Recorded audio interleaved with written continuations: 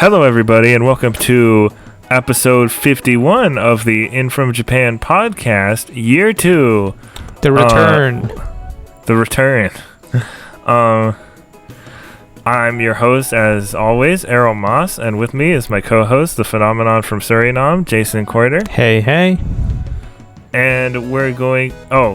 our new slogan for In From Japan is the podcast where we talk about the latest... Well, it's not a new slogan, never mind. The podcast where we talk about the latest news on Japan-developed games and other things in relation to them, available on YouTube and in most places podcasts can be found.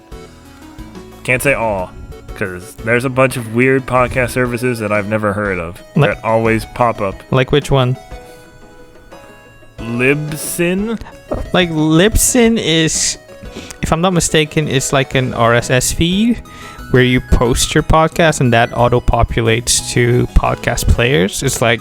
I don't know, man. I feel like everybody has like another site, like Podbean. I hadn't heard of Podbean until a couple years ago. Well, that's what I'm getting at. Libsyn is kind of like Podbean. I know IGN used to use Libsyn. I don't know of now, but they used to use that.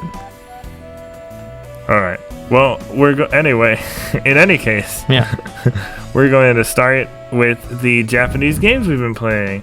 And as such, there aren't really any new games out yet, so these are all going to be games that came out last year or before. So, I'll go first. I can't remember if... Did I talk about how I finished the first Taiko Rhythmic Adventure Pack? I don't think you talked about finishing it, just that you played it.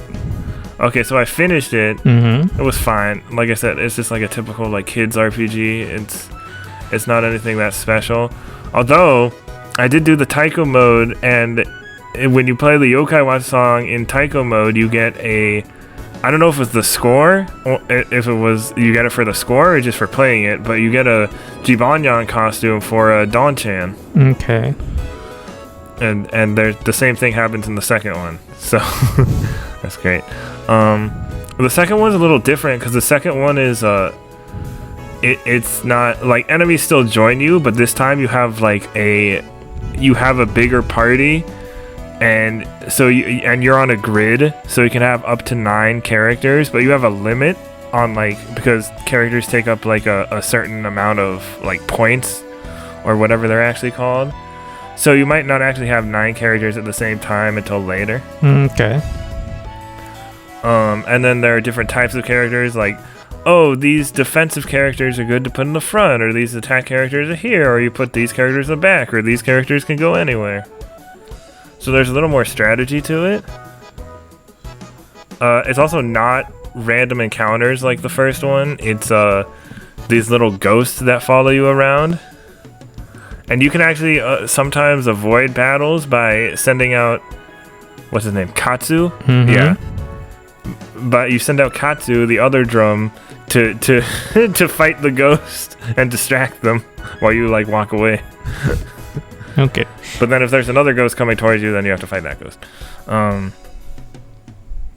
haven't played it all that much, just because I wanted to take a little break, because my thumb is not... After playing Taiko on Taiko mode for a while in handheld mode, my thumb is not going as fast as it was before, and it probably needs some rest. It's not pressing buttons quite as fast. Is there a Joy-Con focused mode that you can use instead of using your Yeah, I could do that. Okay. I could do that, or I could use my drum controller, because it does work in Taiko mode. Okay.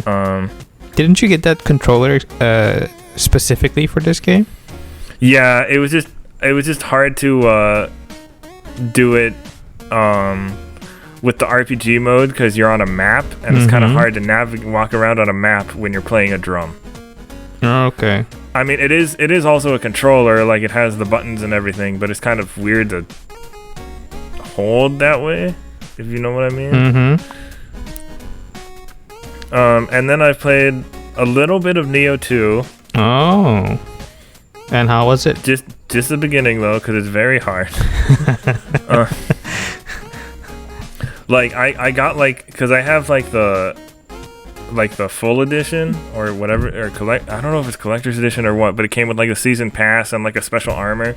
I downloaded the special armor, and I thought like, and the armor has like decent stats, and I thought like, oh, maybe this armor will help me for a little while. And so then I go to fight against like an enemy I already fought, now in this new armor, and this enemy does the same exact amount of damage he did before, which took out most of my health. So I was like, maybe I'm doing something not right. Maybe it just boosts your attack, but not specifically. Yeah, it might boost. The specific stats. I need to look up how more of the stats work. I'm not going to be going back to that anytime soon, though. Although it was good to try. Just too many other games that won't take as long for me. Because I'm not like super into Souls stuff, but Neo 2 was like the one thing is like, okay, I like the concept. You can create your own character. You have all these little weird demons you can have, including a weird ugly cat thing. Did you ever play Neo 1 then? I played a little bit in PS Plus. I never got I never like played all the way through because I don't know, something about Neo 2 is just more appealing to me. Is it because you can create your own character? It's probably that. Okay. But it's still at the end of it all, it's still not your cup of tea. I mean, I'm not. You don't dislike it, but you don't strongly like it either. I don't dislike it, but I'm not far enough to. Yeah, I'm not far enough to have an opinion either way on it yet. Okay. Especially because like I love Bloodborne, but I mean, that's the only like Souls games. Yeah, that's like the one Souls games I've ever like loved that much. And I haven't played it a second time like a lot of other people have. I've only played through it once. Have you played the DLC then? Of Bloodborne, I mean? Yeah, I did. Okay. And what about Jedi Fallen Order? I did like Jedi Fallen Order. Okay. And then besides that, I got Override 2 Ultraman Edition, which, as of right now, it only has Ultraman as a playable Ultraman character. Is it the dream come true? Well, the game is kind of... The controls are kind of, for lack of a better term, basic. Because, it's like R1 is like this punch, R2 is this punch, L2 is this kick, R2 is this kick, and it's different combination of those buttons. I understand why, because they wanted to keep the multiple players controlling one robot aspect. But it just kind of it feels like it just feels kind of simple, like they could have done a little more with it. It's still fun. And they have little, right now, a lot of they have a bunch of little Ultraman accessories, at least, even though they don't have some of the characters yet. So you can give your weird, I forgot what his name is, but there's this one robot that looks kind of like Mechagodzilla, and you can put like a weird Ultraman head on him. Okay. Well, it sounds like because we talked about part 1, the first game last year, and I was of the mind that the game kind of lacks I don't want to sound too harsh, but it kind of feels like it's not meant to be like this deep, thoughtful combat. It's kind of like, hey, this is a party game. Just pick whoever and just see what works. But like the weird thing is the whole thing, like the whole single player mode in Override 2 is like you're getting like sponsorships and going in like a tournament and stuff. So you would think, that would warrant some deeper mechanics, I guess. There's also the sponsors, like they give you these certain goals so you get extra money.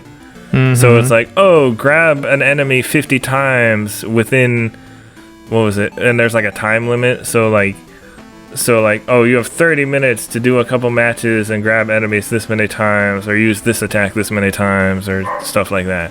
You don't have to do them. They're just little bonuses. Yeah. And like it actually has a story. Like there is a kind of a story. Well, the first one also had a story. In the background, there's a story. Yeah. but it's not as much about like fighting like kaiju this time. It's just robots fighting each other, kind of like G-Gundam. Like the thing I thought it was going to be is I thought it was going to be like this 3D arena fighter with really weighty combat, because you're operating a mech, and when you're moving a mech, it's supposed to have like this consequence of fighting against gravity. Yeah. You thought it would feel more like Pacific Rim 1 than Pacific Rim 2?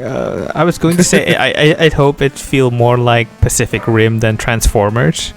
Oh, that also. Because the Transformers robots don't really care about physics. They just do. Because they're not robots. They're aliens. They're different. The laws of physics still exist. Yeah. So what else have you been playing? My last thing is I tried the East 9 demo for a little bit. Mm-hmm. The camera felt a little off, and the controls.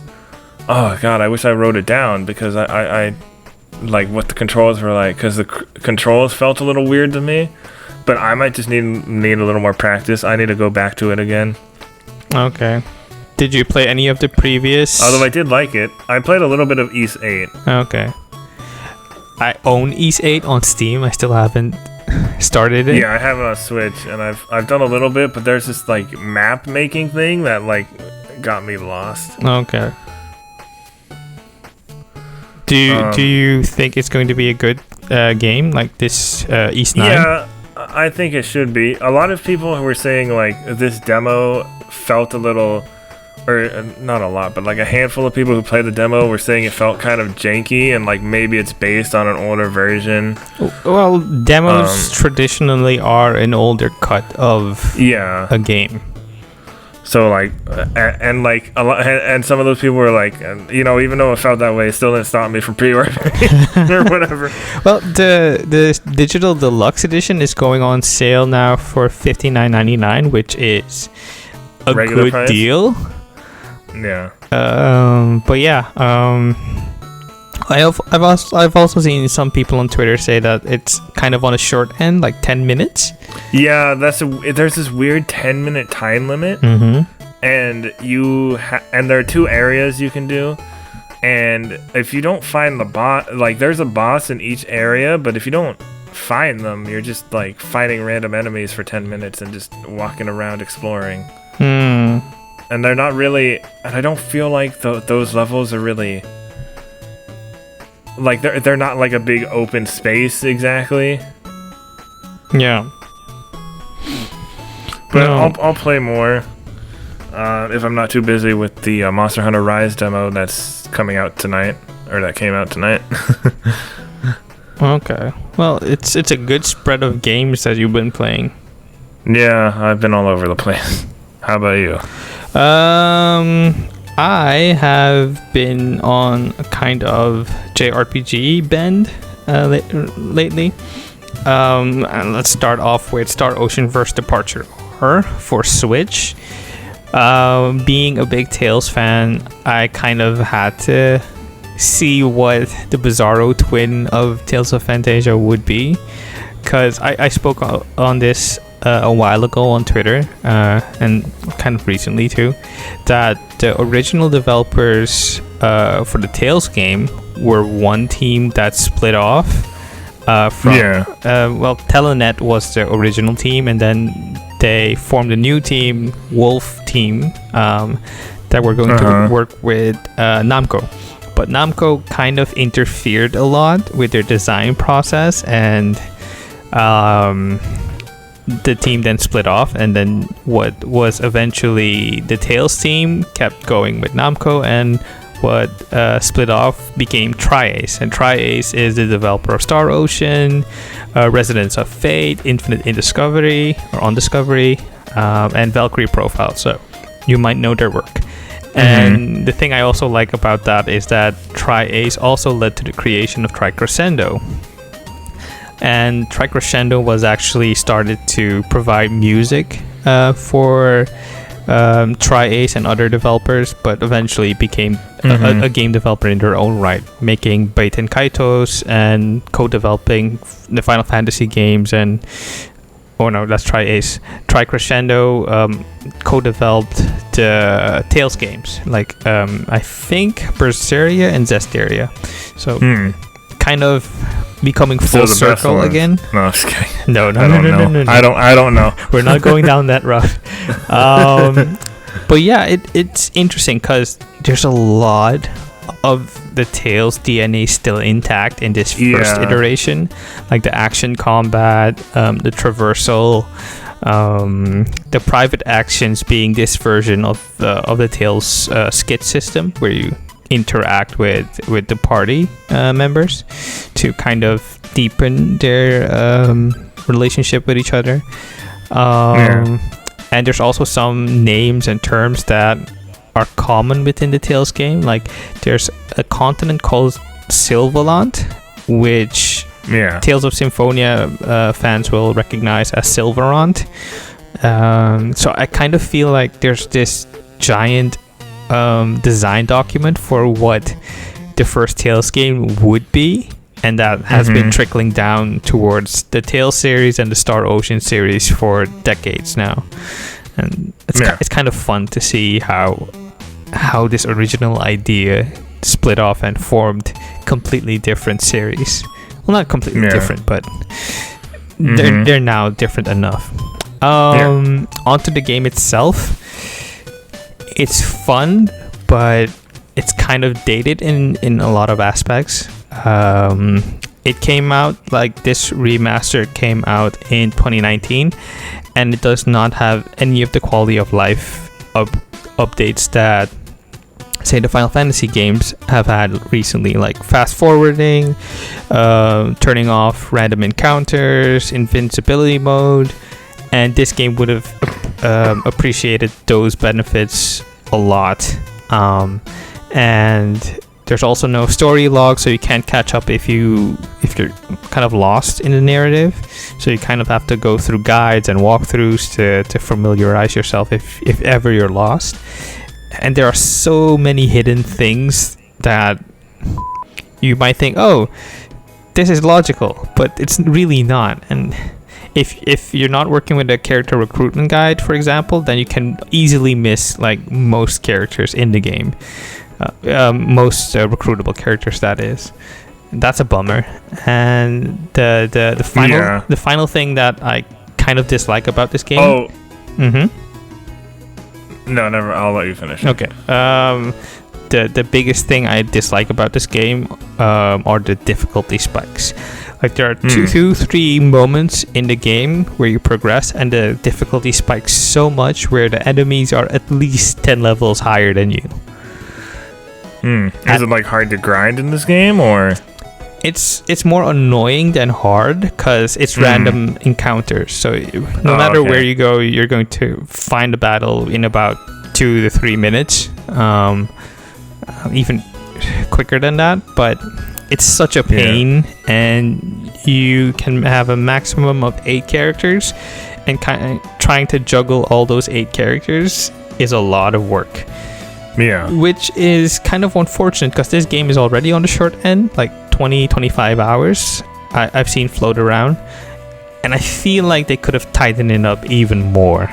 But yeah, it's unfortunate. Like that's the only thing that's so annoying that I'm kind of like, okay, no, I don't want to play anymore, because like in one of the final areas you have to be at the recommended level of 20, but then you progress to the second stage of that area, and then the enemies are suddenly level 40 and up.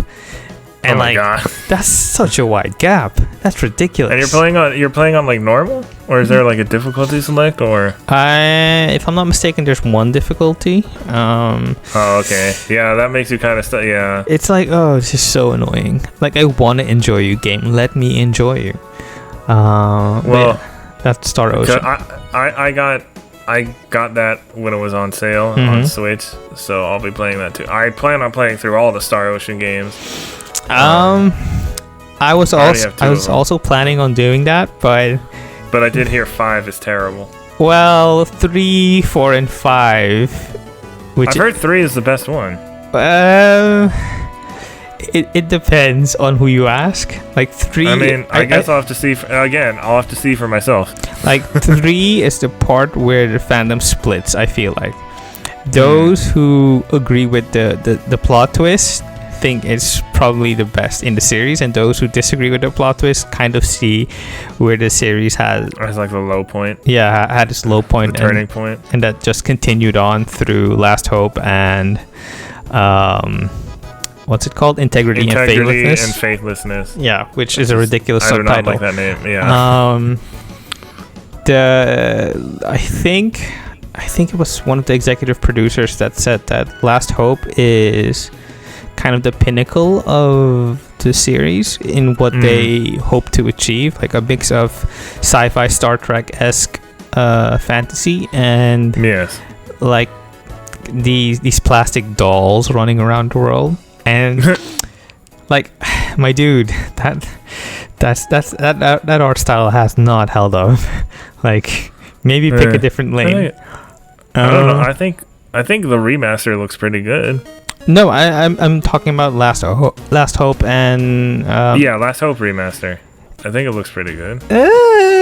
Those character models then again, I'm not super picky with that kind of stuff. The character models look like creepy plastic dolls. That's all I'll say. You say the same thing about Jump Force, and I don't see it. You don't see it. You honestly don't see it. Not as much as you do. Like, I see, like, they look kind of like action figures, but I'm like, I don't have a problem with that. They seem like low textured action figures, the Jump Force ones specifically. I don't agree with that, but okay. And I'm really picky because I'm a big Jump fan, and I feel like that art style has not serviced any of the characters in the game.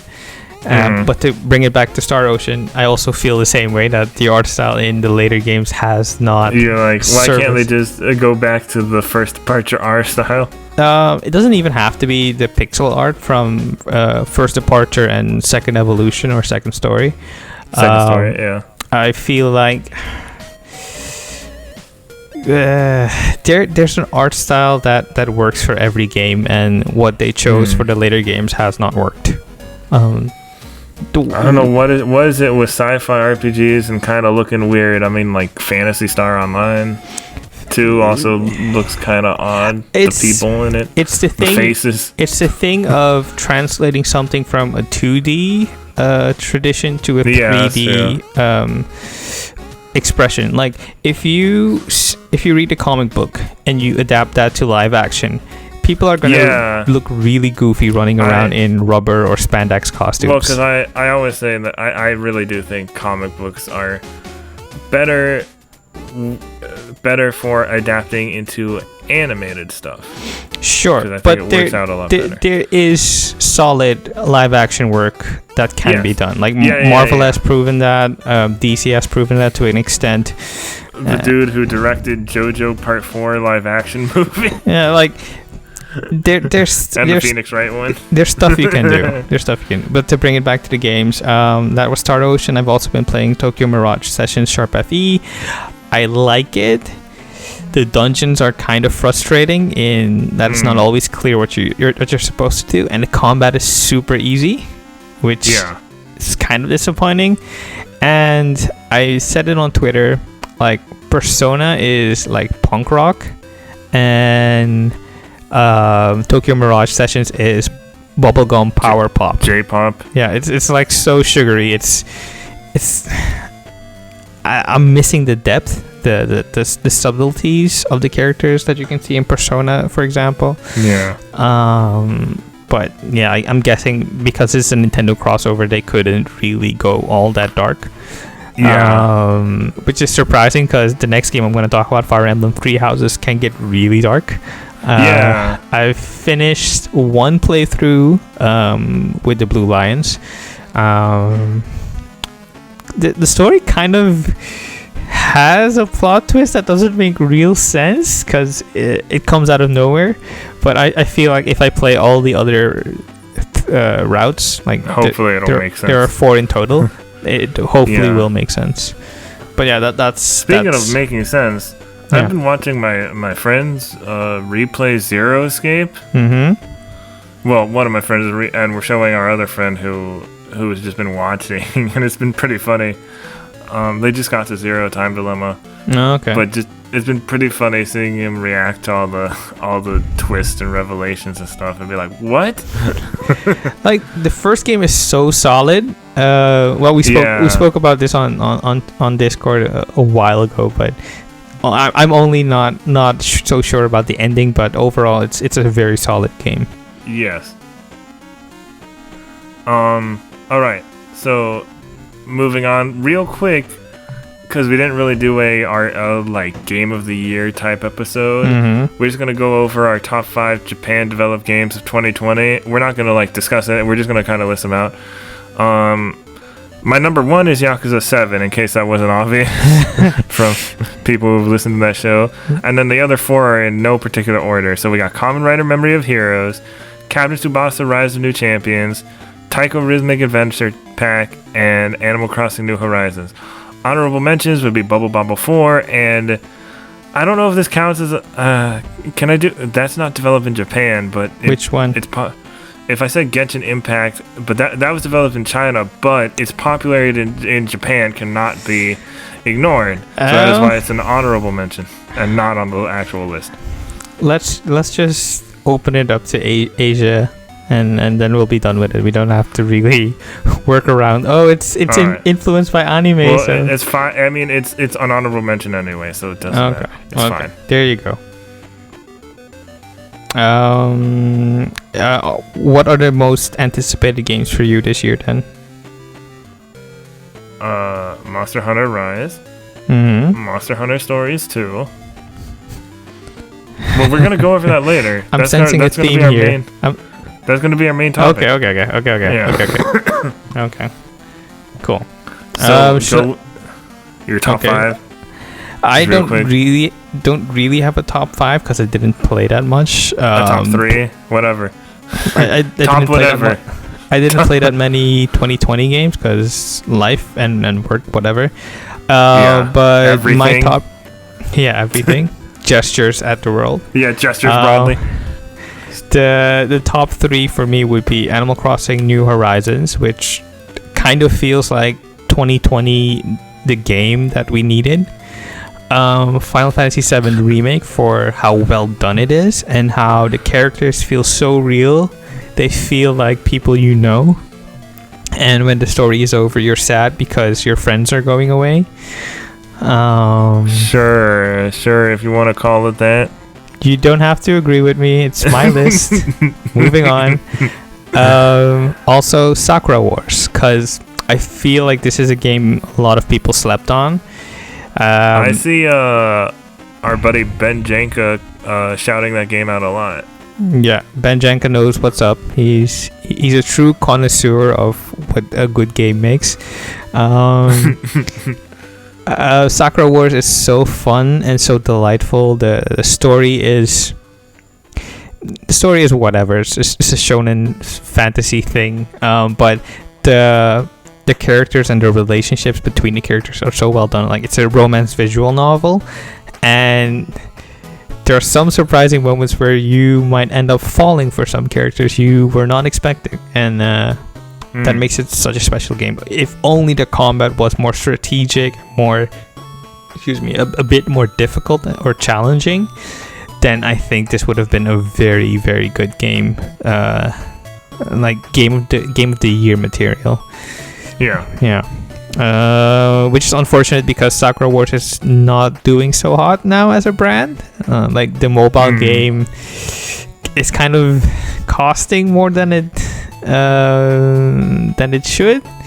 Well, it's not making as much money as it costs for developing it, which is unfortunate because it seems like this series is going on ice again. But yeah, I digress. Honorable mentions are Aokana, which is... What is that? It's also a visual novel. It's based on eroge. Oh. But the Steam version, the PS4 version, and the Switch version are where all those elements have been cut. So it's at best an ecchi anime. But even the Switch version is a lot spicier than the PS4 version, from what I know and what I've researched. Yeah, so because the Sony executives are kind of strict these days on what you can have in the game. It's a fun game. From what I've played in the hour or so, it gets to the point really quickly, which thank God, because I played Robotics Notes and that game is so slow. So slow. You might be better off watching the anime instead. As for what I want to play this year that was released previously, like in 2020, 13 Sentinels Aegis Rim, which by all accounts is probably the underdog that everyone ignored last year, and Sakuna of But the people that play it love it for the most part. Yeah, the story is top tier level. So yeah, I'm looking forward to playing that. It's on sale right now on PlayStation Store for $30. So get it while it's hot. So next we are going to move on to the In From Japan J List, recent video game related entertainment news. So we have some cool tokusatsu news that I like to throw in there whenever I get the chance to. So catch the legendary tokusatsu series Garo on YouTube. This is by Josh Tolentino for Silicon Era. Japanese. The Garo project has opened up for global localized streaming via YouTube. The announcement was made on the official website on December 25th, 2020. It revealed that to celebrate the franchise's 15th anniversary, the first Garo TV series, which originally aired in 2005, would be made available in an HD remastered format on the official YouTube channel. Further, the channel would have localized subtitles in English, Thai, and Chinese. Currently, the first 2 episodes are available. Have you seen any of the Garo media? Anime or no? Well, I saw the costumes that were in Final Fantasy XIV. Well, the anime is crazy. Yeah. I had a friend a while back when whatever the most recent Garo anime came out was watching Garo. I was like, really? And I was like, oh. I think it's something you'd like. Created by Kamen Rider character designer Keita Amamiya and helmed by tokusatsu veterans like Makoto Yokoyama and Kengo Kaji, Garo centers around the concept of Inga, a dark energy created by mankind's malice. Inga is consumed by demonic entities called horrors, which cross over from the Makai world into the human world and devour people, the source of Inga. Protecting humanity from the horrors are the Knights and Fighters of the Makai Order, a secret society. Koga Saijima, played by Hiroki Konishi, is a high-ranking Makai Knight. He bears the golden armor of Garo, a symbol of his position in the order. He encounters a painter, Kaoru Mitsuki, she encounters a horror. Why did you write it like that? And during the battle between it and Koga, is exposed to its blood, making her a target of further horror attacks. Compared to the more well-known tokusatsu brands like Super Sentai and Kamen Rider, Garo is relatively obscure. In fact, most overseas people who aren't tokusatsu fans may know Garo best from various collaborations with games. Garo collaboration content has made its way into games like Monster Hunter Generations and Final Fantasy XIV. So, this sounds like the most Erroll-ass thing. Garo is more adult. It's like... I hate to do this, but it kind of almost sounds like a Kamen Rider, but mixed with like a Spawn type of thing, in a way. Does it not... more adult? Does it not scream you? Oh no, it screams me for sure. I've been meaning to check this out for a while. That's what I'm talking about. It's a great time to be a tokusatsu fan. Yeah, there you go. So it kind of feels like they're really making a concerted effort to make tokusatsu. They're following in the steps of Subaraya. Yeah, it feels like with their Ultraman stuff. Like tokusatsu and Sentai are really becoming a thing here. So I mean, it's still a niche thing, of course. Yeah, but they're really making it an effort. Speaking of which, Toei celebrates Kamen Rider's 50th anniversary with official YouTube episode releases. 2021 marks the 50th anniversary of the legendary Kamen Rider franchise, and a big anniversary calls for a big celebration. Toei has officially announced that they will be uploading episodes of Kamen Rider to the Toei Tokusatsu World channel on YouTube with official English subtitles. The current plan is to release one to two episodes a week encompassing every Kamen Rider series. So you could try out and see what you like. The one thing is that there's no announcement of like any full series being released on like DVD and Blu-ray or streaming like Shout Factory or anything like that, because the deals that Toei has is kind of weird right now. Like they said they're still working on getting the Kamen Rider Guy movie was up on YouTube for like a weekend, and then they took it down because it was a limited time only thing, so I did not get to see it, unfortunately. It's a bunch of Kamen Riders playing soccer. Which sounds amazing. It sounds like something you'd really, really like. Yes, Kamen Riders with a fruit motif mixed with Shaolin soccer? Yes. Give me that. Sign you up. Sign me up. But yeah, it's weird because Kamen Rider... Was it Agito? is the one that's directly after Kuga. It's not on Shout Factory, but it's on the Toku streaming service, which is kind of known for having not so great subtitles. Okay. So it's kind of like, that's weird. Why did they have a deal with them? Also, Subaraya, the company who makes Ultraman and Gridman, they were uploading Gridman episodes weekly of the original Gridman series. And then after episode 8, they took them all down. No, that's unfortunate. And nobody's sure what. Well, because they were usually, up for 2 weeks and then they take it down. But I think they're just fixing subtitles because it was still using the same subtitles that the Toku version uses. And once you get to like episode 4 or 5, oh boy, those subtitles are not good. I mean, you can maybe practice. They finally realize that you can practice your Japanese by turning subtitles off.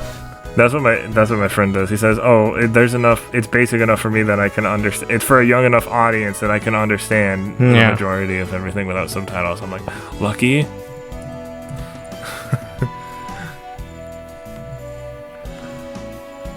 And then the last Toku news is most of Power Rangers is set to leave Netflix at the end of the month. This is from Geek Tyrant. I've never heard of this site before, but yeah, I've heard of them. It's been a sad few days in the Power Rangers fandom. Fans recently noticed when you go to watch most seasons of Power Rangers on Netflix, there's now a notice that the season will only be available through January and will no longer be available starting in February. The ones remaining will be Mighty Morphin Power Rangers, Power Rangers Super Ninja Steel, and Power Rangers Beast Morphers. So the original series and the latest. The two most no, wait, was Dino Charge before Ninja Steel? No, Ninja Steel was after Dino Charge, I think. Like Beast Morphers is one of the latest ones. Beast Morphers is the latest one that's been filmed. Like it was also based on a previously unadapted Sentai. Yes. Which is very interesting. Where their suits were actually leather instead of like hard rubber. Yeah. Well, the team suits, instead of spandex. That's what it is. Oh, okay.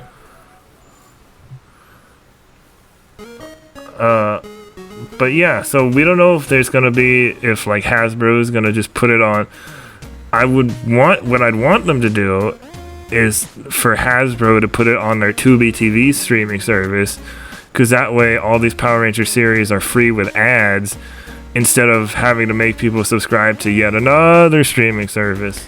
Well, I feel like Netflix is like kind of the streaming service most, if not everyone has. Yeah, that's the other thing. But like, if they're taking it off of Netflix, that's what I'd prefer them to put it, if they were to put it anywhere. But it is a bummer because with Netflix kind of being international for the most part, it is a bummer for international fans because not everyone has access. I thought it was just the US. No, my Netflix also mentioned Power Rangers is going away, so okay, I'm kind of bummed. So watch that while you can. Meanwhile, you can still watch a lot of the Sentai series that the Power Rangers series were adapted from on Shout Factory's website and on Tubi TV and on the Shout Factory add-on channel on Amazon, and yeah. Are you getting royalties because you shout them out like almost every episode? Hey man, I would not. Look, I'm not. But if Tokushoutsu or Shout Factory sponsored us, I wouldn't mind. Yeah, like hear us, hear our call. And the last thing on the J list, which is a little more video game centric, is Ask Iwata English copies will appear in April. This is by Jenny Latta for Silicon Era. We finally know what Viz Media meant by spring 2021 when the company said it would release the Ask Iwata English version. On April 13th, 2021, people will be able to go through the collection of insights. It will cost $22.99. Iwata Ask is an insightful sort of book in which a number of works and writings from Satoru Iwata, the late Nintendo CEO, were compiled by Hobonichi. An English release was first promised back in 2019, with Viz confirming it would be working on the project in July 2020. I plan on pre-ordering this. Okay. May he rest in peace. Yeah. Also, okay, next. I don't know why I said that. I meant to say, like, alright, next up, but then it just came out. Okay. Anyway, next up is recommended content other than news from the past week listed out, links in the descriptions. So we have Shouting Out the Best Parts of 2020 feature by Lucas White for Prima Games. Our Most Anticipated Games of 2021 by Silicon Era staff. Lost Odyssey's ending felt like a bittersweet farewell to the JRPGs of old by Peter Thierrius over at Kotaku. The Best of Nintendo 3DS, a guide by Graham Russell over at Michibiku. Best of 2020, 8 games that could really benefit from a modern remake on Switch by Gavi Lane for Nintendo Life. Oh, was it Gavi Lane or Gavin Lane? Did I accidentally type something wrong? It was Gavin Lane. Gavin Lane, sorry about that. What Toonami Means to Me, feature-length documentary by Toonami Faithful on YouTube, which I don't know if you know about Toonami Faithful, but they like have a whole podcast about Toonami. Mm-hmm. You know, they made this whole documentary with like, I think it has like voice actors and like people who work for Toonami and stuff on it. Yeah. And I wanted to include it because without Toonami, I don't think we'd have this podcast. Really? How so? So like, if we go back to you know, my anime origins, Mm-hmm. I used to go to my friend because I didn't have cable, so I only usually saw Toonami when I was sleeping over at my childhood best friend's house. Mm-hmm. And then when I was 11, we did get cable, but unfortunately, Toonami was kind of on the way out at that point. It's interesting. Well, for the first time. It's back now, but like me being not of the US, I didn't catch Toonami, only sporadically, so my anime journey is significantly different. Yes. But yeah, I think Toonami is like was a very important like foundation for a lot of anime fans in the US, I think. Mm-hmm. Growing up in the US in the late 90s and early 2000s. Yeah. So check that out. I believe it's only an hour long. It might be a little longer. Some of the best games of the year didn't come out in 2020 by Omar Hafizbour for Eurogamer, and Press Start to Continue by Kat Bailey for US Gamer, because US Gamer has been shut down. What's the proper term? Because the site's still up. But well, the site is still up as an archive, but US Gamer has ceased publication. Yes, unfortunately, and they had a great team. Yeah. We may have a guest from there soon. But make sure to go support if you can. If you like their stuff, go support the Acts of the Blood God Patreon that they opened. Mm-hmm. And, you know, support the work of the people who used to be there, wherever they may go off to. Yeah. They are a group of wonderful people, and they deserve nothing but love and, yeah, and they just deserve the best. And I hope they really land on their feet sooner than later. All right. So now it is time for the news rundown. Yes. So I will let the bearer of bad news and our Shinigami take it away for the first time in year 2. Okay. Bankai. More events drop delayed as Japan declares state of emergency in Tokyo area. The Japanese government declared a new state of emergency in Tokyo and the neighboring prefectures of Saitama, Kanagawa, and Chiba on Thursday, in response to the high rate of new infections of the new coronavirus disease, COVID-19. The state of emergency will be in place from Friday, January 8th to Sunday, February 7th. In light of the state of emergency, more companies have cancelled, delayed, or altered events. You can click on the article for a full breakdown on who is delaying or shutting down events and extra details.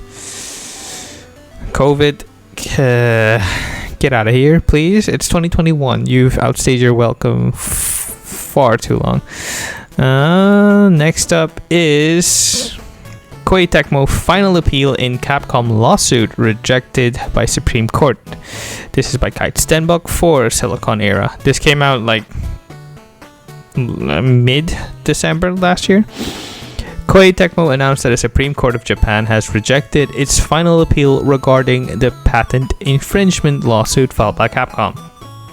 The final appeal settlement brought a complete closure to the lawsuit, which was filed in 2014. Okay, so this is so weird to me.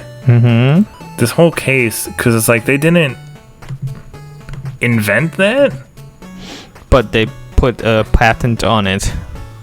It doesn't matter if you invented it or not. It matters who applied for the patent first. But because didn't Koei Tecmo did that with Monster Rancher? Like other games have done that. Yeah, but that's what I'm saying. That's what I'm saying. Why did they target Koei Tecmo specifically?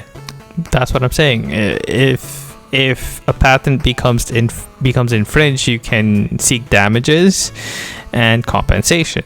I think it's more about that, and also about protecting intellectual properties. Because if you do not protect intellectual properties, it means that, well, it doesn't necessarily mean it, but it could lead to other people profiting from your work without having... This was filed in 2014, so yeah, it's been a while. I mean, lawsuits take up a lot of time. Yeah, they do. TV shows make you think it's really quick, but it's not. My mom's a lawyer, and let me tell you, these things take time. Yeah. Yeah. It's just the whole concept just seems so weird to me. Just the whole thing. Well, it's interesting. It happens a lot more than you think. Yeah. And with software or hardware, where you're sometimes wondering, okay, but that doesn't sound like a real thing, but it apparently is. Because so what you're saying is once something is patented, you can't infringe on it. Even if it's like kind of just a basic thing, like just reading the disc of another game. Yeah, could somebody patent reading the save data of a previous game, as many games do these days? Yes, it depends on... It's probably people would be less likely to do that, specifically, I think. I don't work for the patent office, so I don't know. Might be a little harder. That might be a little harder. I don't know what the criteria would be. Yeah. Like, you'd have to show that you have... Yeah. Like permission from the original creator, probably. Like, you have to show that you worked on it for some time. I don't know. Well, hopefully nobody does that, because I like my save data bonuses. I mean, wasn't it Konami that went after someone for doing that? For using that save data tech, which they owned the property rights to? Something like that. That might have been more specific, but yeah. Something like that happened last year. I don't know. Yeah. Legal stuff is weird. Legal stuff can definitely be weird. Okay, next up. Koei Tecmo just having more bad luck. No. Koei Tecmo hack forces publisher to take websites offline. This is by Zarmina Khan for PlayStation Lifestyle. Japanese publisher Koei Tecmo has shut down its official websites in multiple regions following a cyber attack. Due to the possibility of an internal cyber attack on this website, it is temporarily closed as we investigate the issue, reads a notice which was first spotted by Bleeping Computers' Lawrence Abrams on December 26th. The news started making rounds yesterday, and as of this writing, the websites are still down. According to the post on the hacker forum, the attackers have access to email addresses, passwords, IP addresses, usernames, dates of birth, countries, and more. There are FTP credentials on the shell I found, and I would be happy to share those with you if you bought the shell, as well as multiple Twitter secrets for the Twitter accounts that they have, wrote the attacker. I'll click on the article for full details. This is very concerning because Capcom was recently also a company that was attacked via a leaker. This really sucks, man. Just let people live and do their job. Don't go hack and steal their stuff because you're bored. Like, there are a lot of things to solve in this world, and your energy, time, and resources could be spent on that. But this is just petty and childish. But yeah, that's the bad news for now.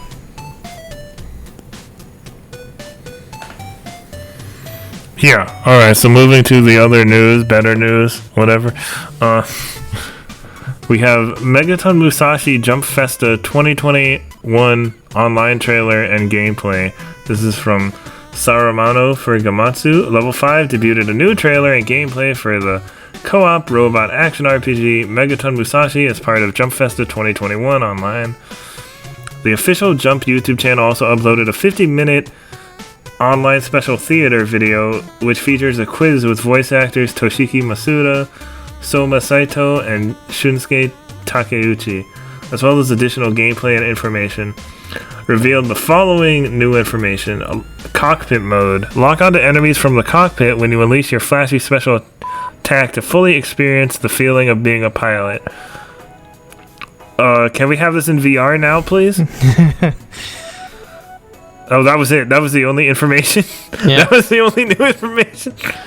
Oh, and then there are different videos with like battle gameplay and customization gameplay, so you can go check that out. Hopefully it's good, because level 5 has not been in the best position lately. Yeah, let's hope let's hope it somehow gets localized. Yeah. Next is Phantasy Star Online 2 New Genesis opening movies, latest details, and gameplay. This is once again from Saramano over at Gamatsu.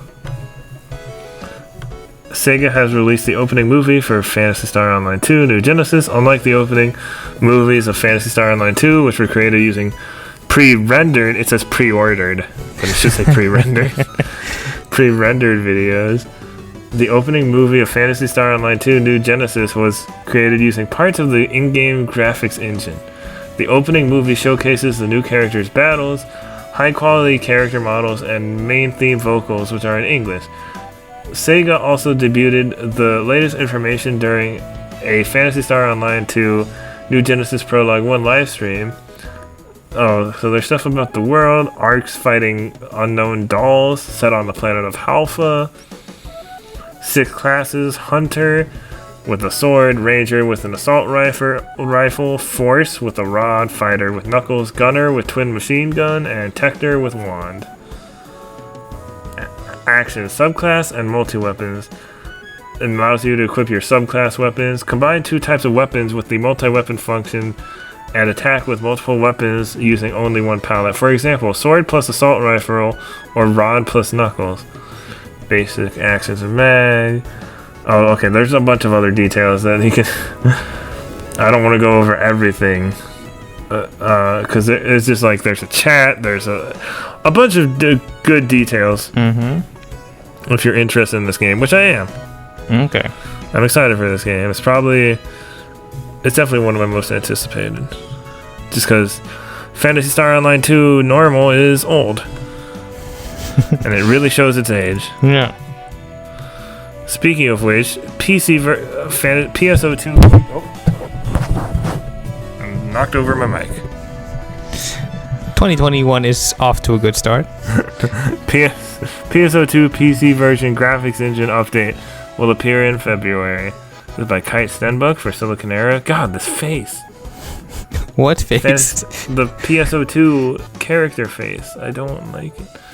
People who are playing PSO2 on PCs will need to check their computer specs soon. The Japanese official website posted a new important notice that the online MMORPG will receive a graphics engine update in mid-February 2021. This is to prepare for the upcoming launch of New Genesis that will raise the game's graphics standards. And then then they have the details, which is the minimum requirements. The post-update specs are not yet available. New Genesis will be directly connected to the original game. And that was just a quick story about that. So make sure your stuff is up to date. Okay. Next, Yu-Gi-Oh! Rush Duel announced for Switch. This is by Sauramano for Gamatsu. Once again, Konami is developing a Yu-Gi-Oh! Rush Duel game for Switch, the company announced at Jump Festa 2021 online. Yu-Gi-Oh! Rush Duel is a card game introduced in Japan alongside the Yu-Gi-Oh! 7's anime. Players can normal summon any number of monsters from their hand in one turn, as well as draw until at least 5 cards are in their hand. In the Switch game, players will be able to battle against the characters that appear in Yu-Gi-Oh! 7's anime. They didn't.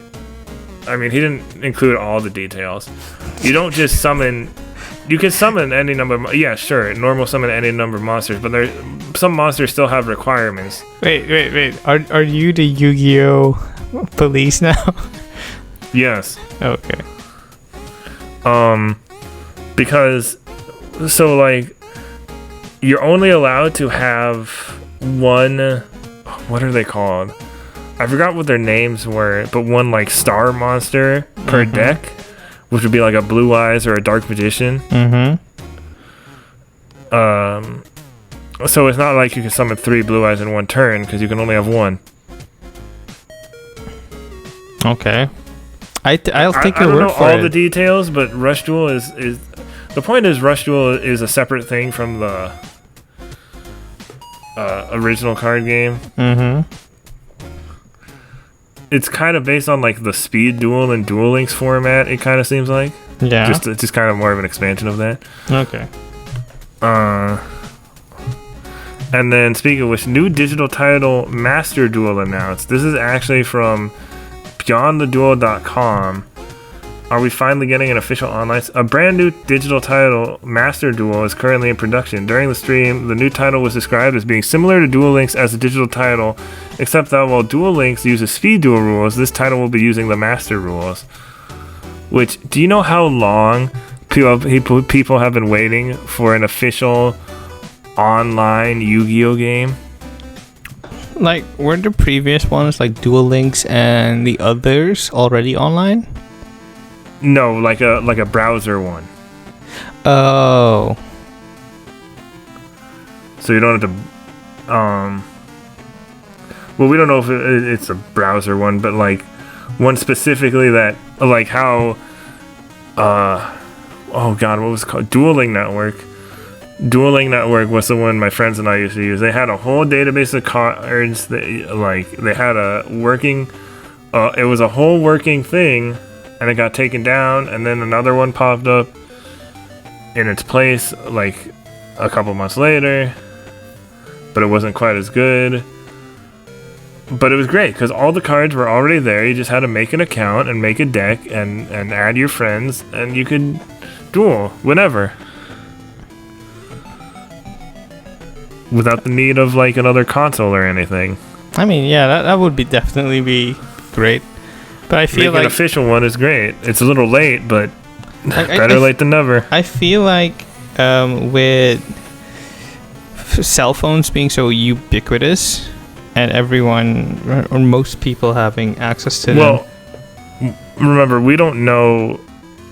We know this will be online. We don't know what platform. It could be PC and mobile. Who knows? No, but I mean, like, with cell phones and most people having a smartphone and having access to games, I feel like Duel Links and games like that already fill this role. But well, Duel Links is kind of meant for mobile phones with the way it's like a faster. Yeah, thing, it's like also pared down. Yeah. I feel like the full game wouldn't really take well to a mobile phone. I don't know how to explain it. It's just yeah, I get it. Yeah. Like, I understand why they did Duel Links the way they did. Yeah. Anyways, I'm excited to try out some new Yu-Gi-Oh games. I actually played Link Evolution for the first time in a while, and there was still a little bit of slowdown. But it only crashed once out of like a bunch of duels, so that's pretty good. Okay. Yeah, the Switch version still crashes, unfortunately. Next story is Bokeh Game Studios' debut action-adventure game is horror-themed, but not hardcore horror. Few additional details from a new interview. This is by Sal Romano from Gamatsu once again. We need to start paying him. Like, just slip him a royalty check every month. Yeah. The first game from Bokeh Game Studio, a new studio recently established by Silent Hill Siren and Gravity Rush creator Keiichiro Toyama, will be a horror-oriented action-adventure game, Toyama told IGN. That's probably the source I should have used. According to Toyama, Bokeh Game Studio is working on an action-adventure game that will appeal to fans of my previous work that includes the battles and story elements you might recognize from games he has created in the past. If anything, this will be more of a horror-oriented game, Toyama said. But we will focus on making this a broader entertainment experience rather than a hardcore horror game. Gravity Rush mixed with Silent Hill and Scarlet Nexus. I don't know.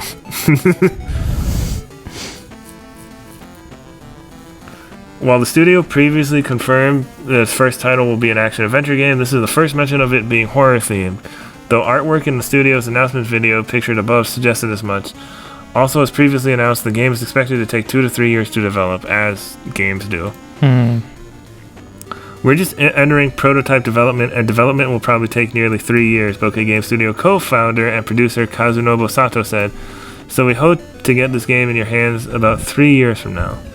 New game is in development by a fairly large team and is expected to release on multiple platforms, with PC as the lead platform, but hoping to release the game on as many console platforms as possible. Okay, my last story before I take a break and Jason takes over for a bit. Teruyuki Toriyama to leave Sony Interactive Entertainment Japan Studio. A producer on Demon Souls, Bloodborne, and Soul Sacrifice, and more. Once again by Sal Romano over Gamatsu.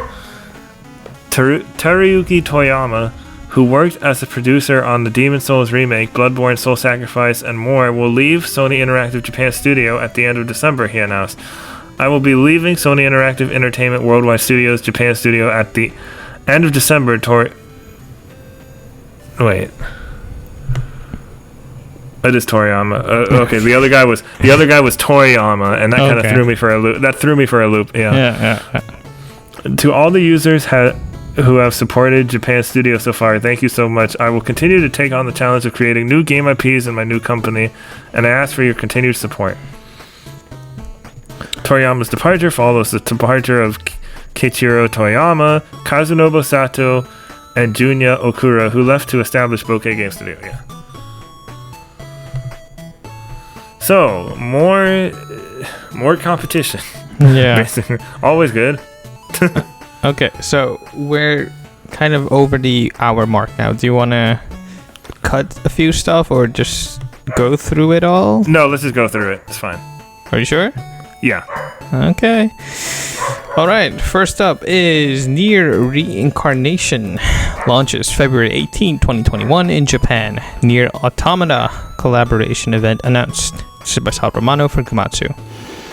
Google, wait, I skipped to the next line. Command action RPG Near Reincarnation. Keep going. I'm gonna be right back. Sure.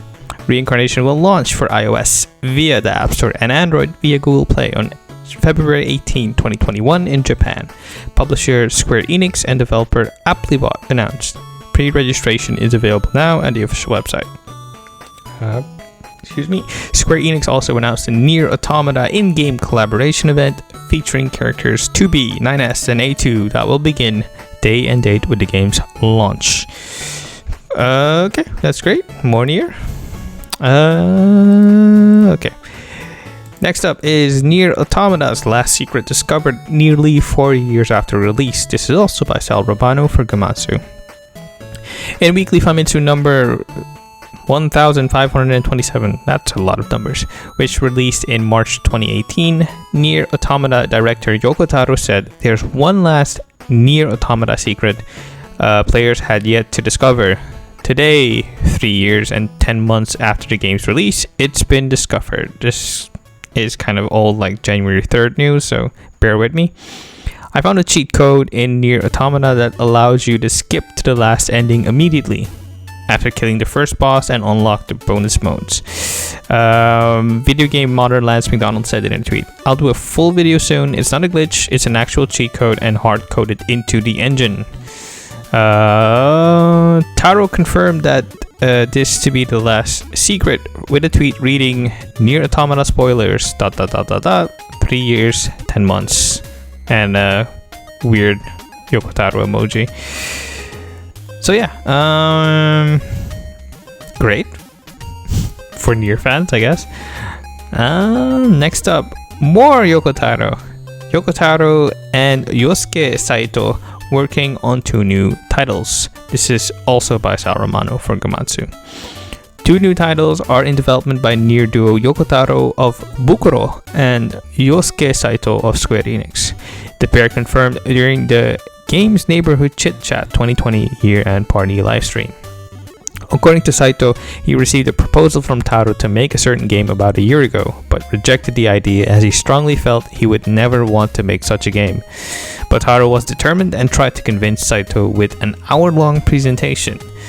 While he was not easy to convince, Saito accepted Yoko Taro's proposal as a result, and development of the game was decided. However, even now, 1 year later, Saito admits he is less than enthusiastic about it, stating, "If I could quit, I would." I mean, that's some big Yoko Taro game energy right there. Next up, Koei Tecmo says new Team Ninja games will be announced in 2021. This is by Kite Stenbuck for Silicon Era. For Gamers compilation of Japanese game creator aspirations for 2021 featured quotes from a lot of key staff from Koei Tecmo. Some of the highlights from the company included Fumihiko Yasuda teasing multiple new games by Team Ninja, which will be revealed in 2021, and Keisuke Kikuchi promising to celebrate the 20th anniversary of Fatal Frame. God, I hope that comes true.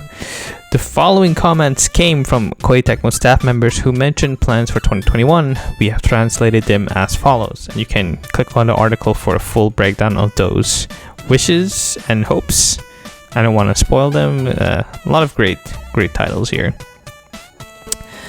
Okay, moving on quickly. DigiTimes reports that PS5 has shipped 3.4 million units in first 4 weeks, expected to reach up to 18 million units in 2021. This is by Sal Romano for Gamatsu. PS5 shipped 3.4 million units in its first 4 weeks of sales, the highest ever for a PlayStation console, according to a DigiTimes report citing industry sources. Production is expected to reach 16.8 to 18 million units in 2021 with the help of additional capacity support from Taiwan Semiconductor Manufacturing Company and back-end service firms.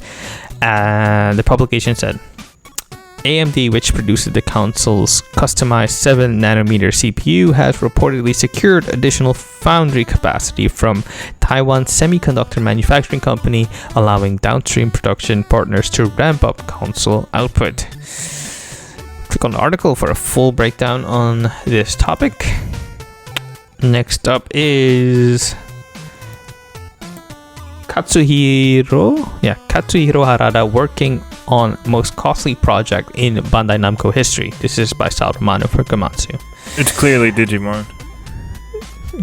Keep dreaming. I'm kidding. You have Digimon Survive, so the biggest Digimon game ever. No. You get sucked into the digital world. Yeah, sure. Real life isekai. Bandai Namco's Katsuhiro Harada is preparing a new title with the largest development cost in company history.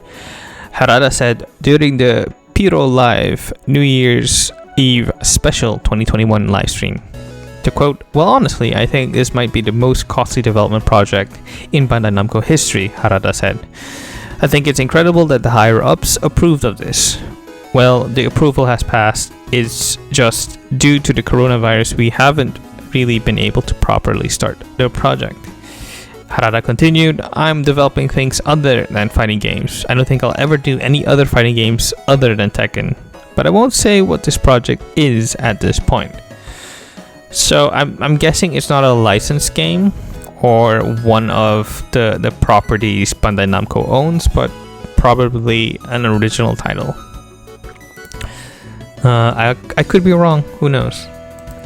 Next up is Nintendo acquires Next Level Games. This is also by Sal Romano for Gamatsu. Nintendo has entered into an agreement to acquire 100% of the outstanding shares of the Vancouver, Canada-based Next Level Games to make it a wholly owned subsidiary, the company announced. The acquisition is expected to close on March 1st. Next Level Games has developed a number of Nintendo titles in the past, including Super Mario Strikers for GameCube, Mario Strikers Charge, and Punch-Out for Wii, Yeah, that's gonna do Strikers. Luigi's Mansion Dark Moon, and Metroid Prime Federation Force for 3DS, and Luigi's Mansion 3 for Switch. Click on article for a full statement on the acquisition. This is interesting because Nintendo doesn't acquire studios often. I feel like they acquired Monolith a while back. I think they're focusing on first-party titles and having a more internalized structure where these acquisitions like Monolith and Next Level Games can like do the work that, how do I phrase this properly? Like, let's say Japan's Nintendo team creates the concept and then all the bigger stuff is done by Monolith and Next Level. Yeah. Okay. Next up is I can think of another studio with Level on its name that Nintendo could acquire. I think that's tricky because Level 5 has I don't think they're gonna do that ever. A lot of intellectual properties that would have a high value, and that retail price might be higher than Nintendo's willing to be paying. True. That is very true. I was kind of hoping they'd buy Alpha Dream after I think most people were. Yeah. Unfortunately, that never happened. So I'm wondering, did the developers at Alpha Dream have like something else lined up after, or are they being rolled into another company? If we ever know, it won't be for a long time, I feel like. Yeah. Okay. Next up is Sony Interactive Entertainment ends production of all PS4 models except one in Japan. This is by Sal Romano for Gamatsu. Sony Interactive Entertainment Japan Asia has ended production of all PS4 Slim CUH 2000 series models except one, and all PlayStation 4 Pro CUH 7000 series models in Japan, the company confirmed. The only PS4 model that will continue to be manufactured and sold in Japan is the standard PS4 Slim 500GB model in jet black. It's a bummer if you need a PS4, but I'm guessing they're scaling down this so they can ramp up production for the PS5. Yeah. Let's just hope they improve their backwards compatibility so they don't create the need for having a PS4. So, and to be fair, I'm sure they'll keep making that one model of PS4 until right before they announce the PS6. Well, they say a typical life cycle is 10 years. So it would be 2024, 2023? Yeah. Okay. It also depends on how many developers are still supporting PS4. Yeah, that's true. Okay. Next up is Microsoft asks Xbox Series X owners if they'd be interested in PS5 DualSense features. This is by Liana Rupert for Game Informer. I think it's Rupert. Like, we read it as Rupert, but I've heard her name pronounced as Rupert. So, Liana, please, if we're wrong, correct us. But the wait. No, let me start that again. Both the Xbox Series X and the PS5 are incredible systems, each with something unique to offer gamers depending on what they're looking for. That being said, the PS5 DualSense controller has been something extraordinary, with even more immersive haptics and a design that feels unbelievable. Players aren't the only ones impressed with this addition to new-gen technology. Microsoft is now asking Series X and S players if they would be interested in features like that on their system as well in a new survey. Post-launch surveys are nothing new. Both Sony and Microsoft are getting a feel for how new players are enjoying their new systems. The recent Xbox survey is pretty standard regarding questions like what would you like to see improved, how would you describe your experience, and more. Also asked, however, is if Xbox Series X and S players would be interested in seeing some of DualSense's more advanced features within Team Green's system. You can click on the article for a full breakdown on this topic. I think it's a matter of time. Yeah. We'll see. I mean, what are they missing? The haptic feedback? Like, the haptics are more precise. Like, say, it'd probably be the jumping in generation compared to Nintendo 64 to HD Rumble. Like a more precise feeling that can... I wouldn't know because my Xbox Series X didn't work. But you do have a PS5, right? Yes, and it's great. And you have played Astro's Playroom, I'm guessing. Yes. And yeah, that feels crazy. Yeah, so Xbox is asking, hey, should we bring this to our controllers? And the most likely answer is yes. But yeah, we'll see. Next up is Capcom shares strict video guidelines for content creators. Excuse me. It is by Ryan Craddock for Nintendo Life. Japanese developer and publisher Capcom has shared a video policy for fans wishing to create content based on its games. The policy outlines guidelines to be followed by creators such as streamers and those producing let's plays, walkthroughs, and tutorials on video sites like YouTube or Twitch. The company says that it's grateful to have such passionate and loyal fans who want to create engaging content, but ask that the following rules be followed. Note that while content creation is very much allowed, there are some pretty strict rules surrounding commercialization, music, hacking, and more. Like, broadly, you can make walkthroughs, tutorials, let's plays, speedruns, reviews, reactions, instructionals, and other commentary style videos using our game footage to be shared on YouTube, Twitch, your website, and other video streaming sites. Let's see, what else? You're not allowed to say it's an official Capcom video, so it's fan content. The art book thing, so you can show like art books in unboxing videos, but you can't show the content of the art book, which is a very silly restriction. Like, because it'd be kind of hard to do anyway. It would be hard to do, but it's also like, I paid for it. If I paid for it, I own it. I can make content on it. It's kind of a very difficult legal thing to parse through if a company who produces something you bought is also dictating what you can show. But yeah, only Capcom Music, It has to be audience appropriate, so no spicy erotic content probably. Which kind of leaves me out of the running, but I digress. Spoilers. Any posting or other unauthorized disclosure of game content prior to a game's official release is strictly prohibited. Even after the official game release, spoilers can ruin a fan's experience, and we always aim to avoid them. This is upsetting because to fully be able to talk about a piece of art, it doesn't matter what form of media it takes, to fully be able to appreciate it and discuss it, you're at some point going to have to go into spoiler territory. So this is really disappointing. No commercialization, which makes sense, but also it's tricky.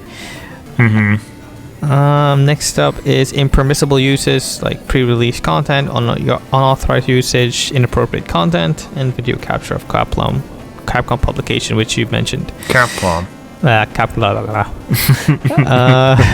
Yeah, that's mostly it. Go click on the article for a full breakdown because it's pretty comprehensive, and it's better to be safe than sorry. Okay, next up is Microsoft tried to buy Nintendo, but they laughed their asses off, which is probably the best headline of 2021 so far. So it reminds me of this one thing where I don't know if it's true, but there was this one thing, I don't think it's true, where like it was supposed to be like Junichi Masuda or Satoshi Tajiri or one of the Pokemon like bigwigs or whatever, and he's like, and I don't think it was a real thing, but he was saying like, you say you want all the regions, but just the first generation Pokemon, or you want one region with all, or like he said like, we read your letters and then we laugh at you or something. It was just like a fake thing, but the way it was written was really funny. And that's what that reminded me of. Okay. This sure is by actually do that. Come again? I'm sure the Pokemon creators wouldn't actually be that. Probably like not. That, you know. Okay. This report is by Wesley Yin-Poole of Eurogamer. What if Microsoft bought Nintendo in the run-up to the original Xbox? The last 20 years of video games would look pretty different, I imagine. Well, it turns out Microsoft actually tried to make it happen. In an oral history on the creation of the original Xbox, published by Bloomberg, which in parentheses says paywall because that's Bloomberg, those involved with the console reveal, they tried to use Microsoft millions to secure Xbox exclusives and actually met Nintendo to see if they would consider being acquired. But according to Kevin Backus, former director of third-party relations, that meeting didn't go so well. Quote, Steve Ballmer, ex-Microsoft CEO, made us go meet with Nintendo to see if they would consider being acquired. They just laughed their asses off. Like, imagine an hour of somebody just laughing at you. That was kind of how that meeting went. Okay, like, click on the article for a full breakdown on this topic. Like, can you imagine, like, making a serious business proposal and then the other party? So we were wondering if, we were thinking about, buying up your company, and then they all just look at each other for a second. There's just like a silence for a second, and there's it'd be like if we'd step to IGN or GameSpot, like, hey, we'd like to make content for you. Like, crickets, or like, or very ironic laughter. Oh, if we wanted to like buy them out or something? No, like, hey, let's take over something you have. Yeah. Don't sweat it. We'll do it free of charge. If Parallax went to try to take over the bigger site, yeah. Next up is all you, and then I have the final news story. Yes. So, Monster Hunter Rise limited time demo is out now. Wyvern riding trailer and latest details. Use your Wirebug to bite and control monsters. The limited time demo for this is from Saruman over at Komatsu once again. Limited time demo for Monster Hunter Rise is out now. I'm updating this article. It's announced during its Monster Hunter Rise digital event. Only available until February 1st at 12 a.m. Pacific time, 3 a.m. Eastern. That's kind of weird though, because the game doesn't even come out until March 26th. Oh no, it'll only be available to download. Okay. I think that's what they mean. But also, it only has a limited amount of plays too. Nintendo's done that before. It's just like weird. Monster Hunter doesn't usually do that, I feel like. I don't know. Frost Islands locale. They showed off the Frost Islands. This used to be a nest of huge dragons a long time ago, and it's said many heroes came here to try and slay them to no avail. It has a kind of creepy atmosphere. There's a large variety of endemic life in each locale. They can help you out in various ways, so make sure to use them on your hunts. The monsters include the Goss Harag. It's a creature that lives in icy regions, roaming the snowy fields for prey. It's a fanged beast that attacks hunters using blades of ice that it creates with its own breath. The Barioth, which is the saber-tooth tiger wyvern that people have seen before. The Kezu, which has the best... The Kezu theme is the best theme in Monster Hunter.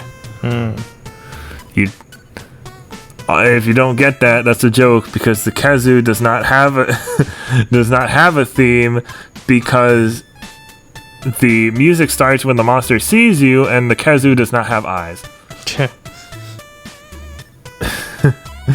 So, if you look up a Kezu theme on YouTube, it will just be nothing. Yeah. Okay. It's a weird electric eel wyvern thing. The Great Baggy, which is another returning monster. Bird wyvern characterized by its blue-white skin color and its large protruding crest on its head. Catches prey by dousing them with a fluid that knocks them unconscious, so you'll need to protect yourself against the sleep status effect. The Lagombi makes a return, it's a giant bunny bear. That's my name for it. It uses its belly to glide around the snow like a sled, so you'll need to be quick on your toes to deal with it. And the Tigrex, a flying wyvern. This is an extremely aggressive monster that uses its well-developed limbs to rush at its prey, dealing heavy damage to its claws and jaw. Some monsters from other locales. We have the Mitsuzune, which returns from Monster Hunter Generations. It's a weird like flowery sea serpent type thing that shoots bubbles at you. Sticky bubbles. Threatening, really threatening. Well, the bubbles get you stuck. And then the Magnamalo, flagship monster of the game. Magnamalo's body is enveloped by a carapace hard as armor, and it attacks hunter with its tail and a type of gas that looks like hellfire. So the cool thing is that a lot of the times the flagship monster for the US on the cover is changed to Rathalos. Yeah. And this time they don't seem to be doing that. I think because they did that even with Monster Hunter World, where the Nergigante was the cover monster on World in Japan, and then in US it was still Rathalos. I feel like US fans have grown enough with the series to recognize which monsters are more prominent or more popular, I would like to say. And there's also a new mechanic called Wyvern Riding. Once you've met the unlock requirements, you'll be able to use your wire bug to bind monsters and use a feature called Wyvern Riding. This lets you use Iron Silk to control wild monsters. You can even use this to make a monster attack other monsters. I'm sure it's temporary, like mounting. So you can't just do it indefinitely. But it's also cool because it's like having more of an element of control to the monster fights that tend to happen in World. So I think that's a neat touch. And the demo's out, and you can see for yourself. Where is the? And there's co-op on it. It also has local and online co-op in addition to single player. But what is the? There is a limit. I think it's you can only play it 30 times or something. But it doesn't say on here. Okay. And then Monster Hunter Digital Event Survey shared by Capcom. This is from Silicon Arrow. This is by Jenny Lana. And she said, Monster Hunter Digital Event is over, and now Capcom wants to hear folks' thoughts about it in a survey. Company revealed the questionnaire on Twitter immediately after the stream, which focused on the upcoming demo. Rather than just focusing on the game itself too, this Monster Hunter survey asked about the digital event itself. After cursory questions about who you are and where you live, the survey will ask you about your gaming habits. In particular, it asks you about the systems you use most and which Monster Hunter games you have played. Then the Monster Hunter survey focuses on the event itself. It will ask if you watched it, how you heard about it, and what you thought about it, and if it made you want to buy the game. Questionnaire is rather predictable questions. It will ask which Monster Hunter Rise elements shown in the video interested you most, and what you want to see in future presentations, for example. So go answer that survey if you're interested. Help Erroll out. You're always happy for more Monster Hunter. Okay, and the final news story for this week is more Final Fantasy Xbox Game Pass games will appear in 2021, also by Jenny Lada for Silicon Era. People can look forward to having more Final Fantasy Xbox Game Pass editions in 2021. True achievements confirmed. So I was right. Yeah, you were right. That more entries in the series will be added to the services library in 2021. To be specific, the quote from the representative said, "We have done so throughout 2020 and will continue to do so in 2021 and beyond." Microsoft first confirmed entries from Square Enix series would show up at XO19 in November 2019. The company then gradually started adding different Final Fantasy games to Xbox Game Pass throughout 2020. So far, 4 of the 10 announced have appeared. Final Fantasy 15 showed up first in February 2020. It was followed by Final Fantasy 9 in May 2020. Final Fantasy 7 was next in August 2020. The last one to show up last year was Final Fantasy 8 Remastered in November 2020. The following Final Fantasy Xbox Game Pass editions were announced but haven't appeared on the service yet. Final Fantasy X 10-2 HD Remaster, Final Fantasy 12 The Zodiac Age, go play that one, Final Fantasy 13 and Final Fantasy 13-2, and of course Lightning Returns Final Fantasy 13. Okay, there we go. Hey, Square and Microsoft, add more Dragon Quest to Game Pass now. I mean, aren't only well, just the 11S Switch has is the only one. Is the only one that's on. The Switch has 1 through 3. Yeah, and those haven't been ported. Well, it also has 10. It also has 10. Well, in Japan, but in the Western regions, I mean. Yes. Yeah. So 1 through 3, and those were also on mobile phones. Yeah, only 11 is then available on home consoles for 11S. Yeah. But I'm excited for more Final Fantasy games. I can give 10 another chance. I could play 12. I could finally try out 12. Mm-hmm. I could play the 13 trilogy if I want. Didn't you recently buy 13? I mean, 13-2 and Lightning Returns, I mean. Oh, okay. Did you ever end up putting more time into 13? I didn't start 13 yet. Okay. I got it because everybody was saying how it was like a stepping stone for Final Fantasy VII Remake. And since I didn't like 7 Remake that much, I'm like, maybe I'll like 13 better? I'll see. Your tastes are very maybe I'll like it worse. I don't know. Your tastes are very specific, so it might be that you end up liking 13 more than 7 Remake. Yeah. Dude, I watched the 3 Karate Kid movies over the last couple of days, and I like part 3 better than part 2. And I heard several people describe part 3 as a train wreck, and I'm like, I thought it was fine.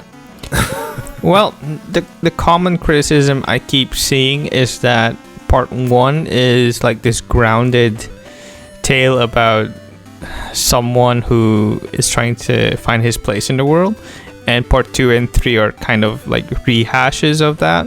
Not really adding much to. I think also part 3 I like the villain better because the actor was just really good. Not that the dude who played Chosen was bad. It's just like he was just kind of a very broad villainous like character. literally just that's all his character. He didn't really have any.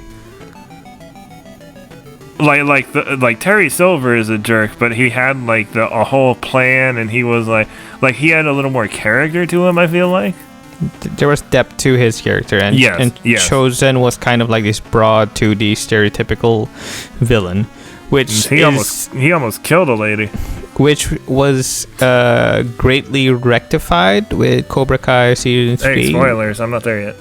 I'm not saying what's happening. I'm just saying it's been rectified. I know he's in it. I know he's in it. He has some lovely depth to his character, and I shared an article about the actor.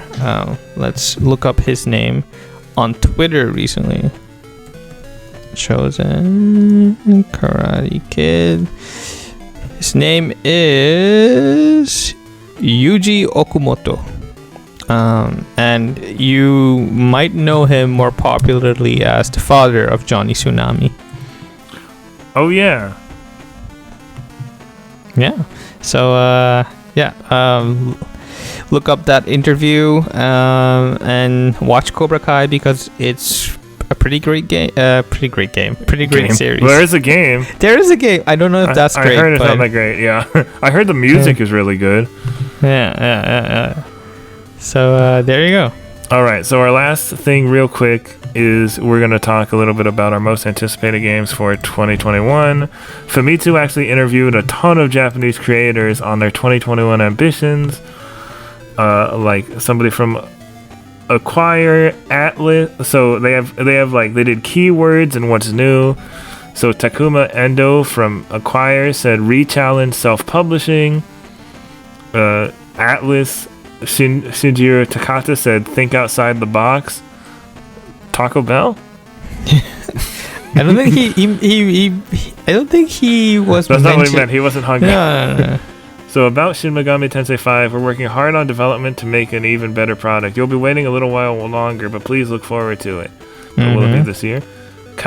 And then Katsura Hashino from Atlas said his keyword was silence. So you're not. Everybody, calm down. You're not getting Shin Megami Tensei 5 yet. No. I'm kind of like looking forward to the RPG by Katsuhiro Oshino. Yeah, he said, I'd like to announce the title we're developing as soon as possible. We've previously created contemporary dramas, but please look forward to the fantasy RPG we're taking on next.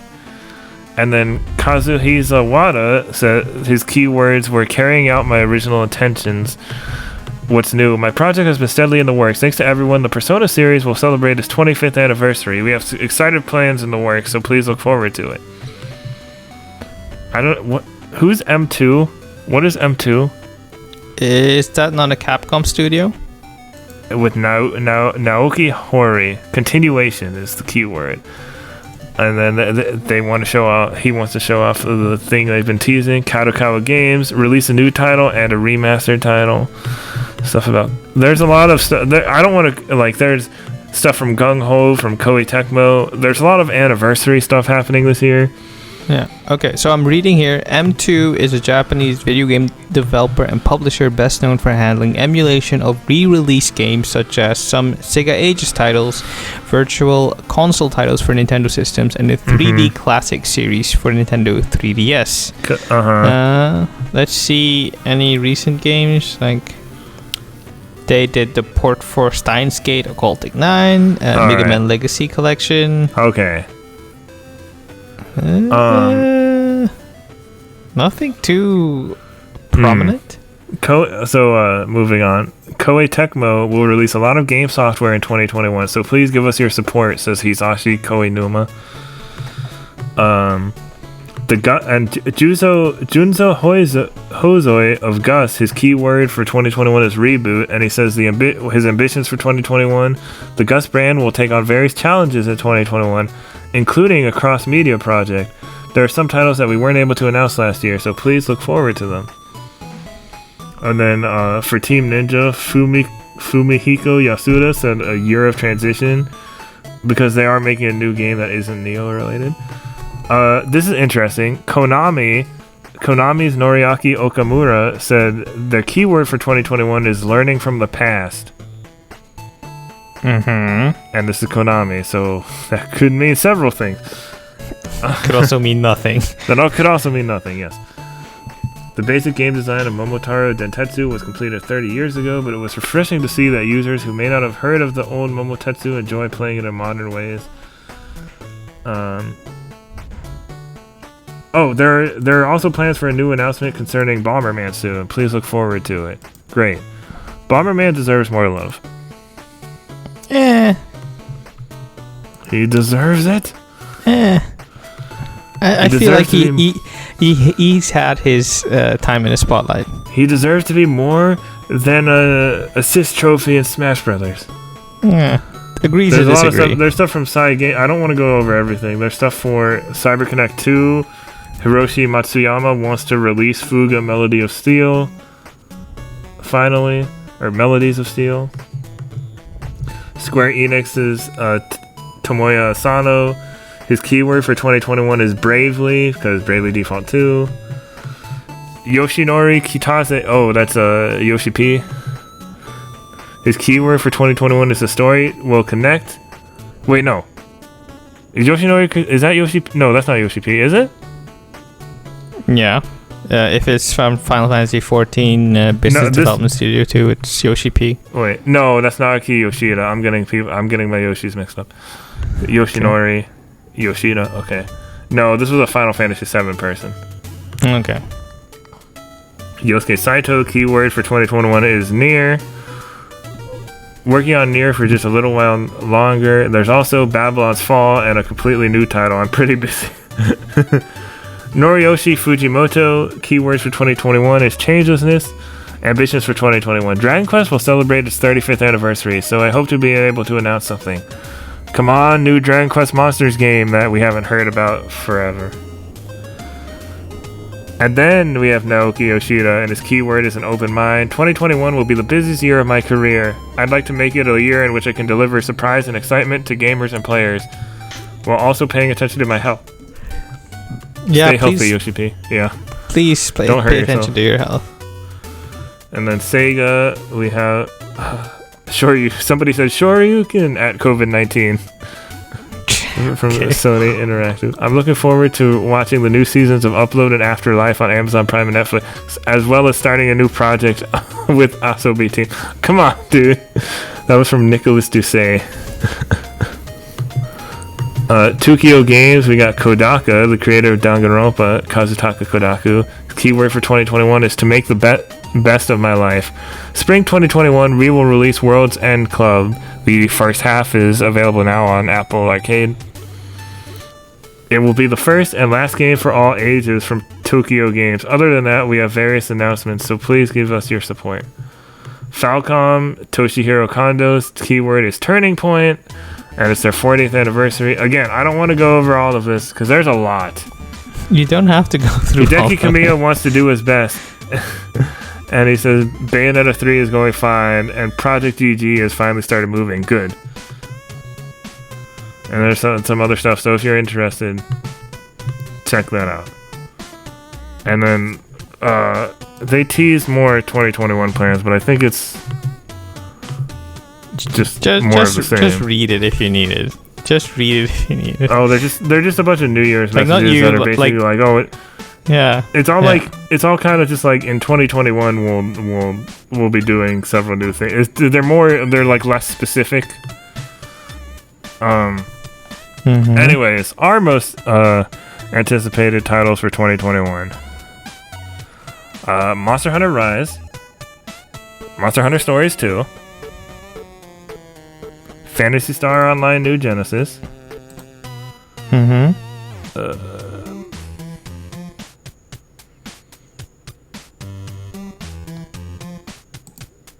Digimon Survive. I got I mean, not that much has been announced has been confirmed for 2021 yet, right? No, but let's say you have something that hasn't been out yet, like a sequel you want to see or something like that. Dragon Quest Monsters? Alright.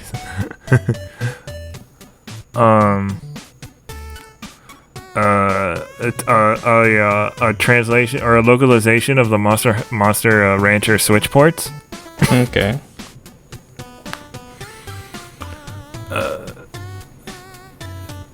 A Tabeoja localization. Mm-hmm. So all the Erroll classic genres should be represented in 2021. Yeah, I already said Tokyo Games, so yeah, World End Club. Yeah.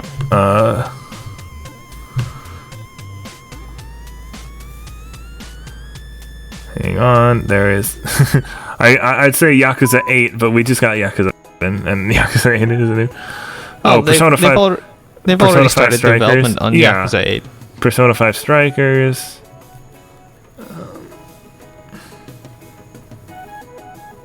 Near Replicant, I'm actually looking for. I saw our buddy Michael Hyam play stream a little bit of the original Nier. Mm-hmm. And it looked pretty fun. I know Near Replicant is a little different, but it's okay. It's okay. There's also Babylon's Fall. I'm interested to see more of. Mm-hmm. Bomb Rush Cyberfunk, which is the Jet Set Radio one. I'm looking at a list right now. Oh, Elden Ring. I definitely want to see more of that. Mm-hmm. Just because now I'm just curious about it. Okay. Ghostwire Tokyo. I don't think there's that much else that's been really I mean, this list is Rune Factory 5 also, because I'm not a huge Rune Factory fan, but Rune Factory 5 is the one where I'm like, maybe I should try this game.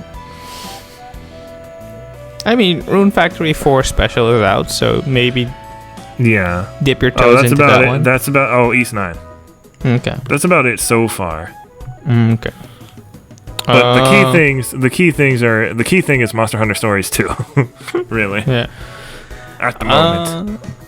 My list is pretty short. The two games I'm looking forward to this year are Tales of Arise, because I'm a big Tales fan. Right. And I am Final looking Fantasy. forward to that, but we just haven't seen any more about it yet. Yeah. And Final Fantasy 16, because Final Fantasy and Yoshi P and team are working on it. It's being directed by the guy that did Last Remnant, which to me signals that it's going to be a very unique game. Yeah, I was looking. I almost got that game because I had never heard of it before. And I Last was like, Remnant? This looks interesting. Yeah, because I thought it had a remaster and stuff. Or wait, is that the one? That's the one that got the remaster, right? Yeah. Yeah. Okay. Last Remnant, Star Ocean, Last Hope, and Infinite Undiscovery were kind of the first wave of big JRPGs for Xbox 360. And were being touted as kind of a big deal at the time. Kind of funny how history turned out differently, but there's something. I have a very soft spot for Last Remnant because it just takes such a unique take on battling in JRPGs. You have control over large armies, and it's a bit more tactical, but it's also prone to a luck of the draw. Once you play it, you'll understand. But it's a very unique game, and it has a very soft spot in my heart. So that's why I'm looking forward to Final Fantasy 16. It also looks really cool with the combat. Yeah, it looks great. And Final Fantasy 14 has been really good. Yeah, the story, I'm convinced, will also be more that Shakespearean Final Fantasy 14. I still think Clive is a weird name. There have been weirder names. Trust me, there have been weirder names. Clive is the least of your problems. I mean, you have... Master Clive. You have Rush Sykes, you have Fate, you have Roddick, you have... Roddick's the kind of... Roddick sounds okay. You have Lloyd. Lloyd is a regular name. Clive Lloyd is also... a normal name. I have never met anybody named Clive. I mean, there's the actor Clive Owen. Okay, one dude. There's the producer Clive Davis. I think you're just making up people now. No, I'm not. So I'm looking forward to it. The battle system looks interesting. It's done by the the battle Next, director. You gotta tell me there's a dude who works on Law and Order named Dick Wolf. Yeah. The battle director for Devil May Cry 5 worked on this edition of the battle system, which, if you're like me, you're looking forward to it because it might be something unique and new. And if you're a turn-based die-hard fan, you're dreading this because it means no turn-based RPG mechanics. And also remember, so many games have anniversaries this year. Yeah. Dragon Quest, Zelda, Pokemon is having its 25th anniversary, and they said they have plans, but we don't know what they are. Yeah. Will they be that big? Who knows? Will those rumors about the Game Boy Switch ports be true? Who knows? Well, only time will tell. Yeah. But yeah, those are my anticipated games for 2021. Yeah. If I'm gonna stretch that definition a bit, I'd say Humankind being published by Sega. Oh, I thought you just meant in general. No. I don't really have high hopes for Humankind. It'll get a little better for a little while. The game Humankind by the Endless Legend developers. It's a Civ-style strategy game, and it looks like a really fun and unique take on the genre. Okay. And yeah, I really want to try it. Yeah, I think we're gonna wrap it up because we're almost at like 2 hours. But it's our first episode back, so that's okay. Yeah, we had a lot because we missed a lot over our 2-week break. All right, so as always, stay safe, wear a mask, play video games. Be kind. Yeah. To yourself, to others. And yeah, we'll see you next week. Next time. Okay. Goodbye. Matinee. Bye.